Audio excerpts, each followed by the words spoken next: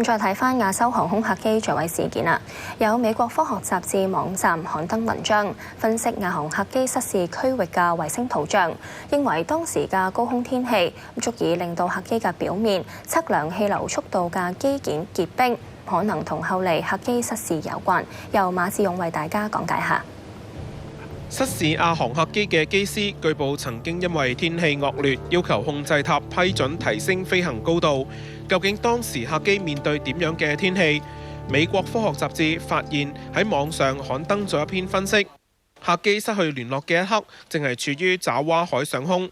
根據同一空域喺2個半小時之後嘅衛星影像推測，客機可能曾經進入雷暴活躍嘅區域。喺衛星嘅探測鏡頭之下，可以睇到更多細節。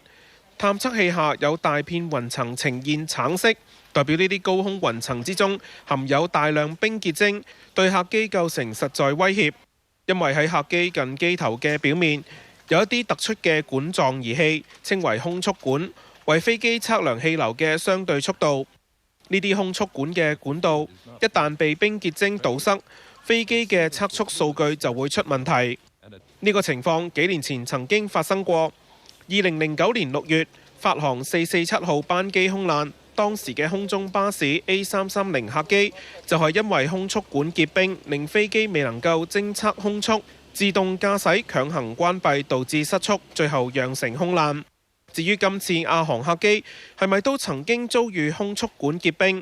文章強調而家未能夠下結論，要等官方進一步調查先至能夠定奪。有線電視記者馬志勇報道。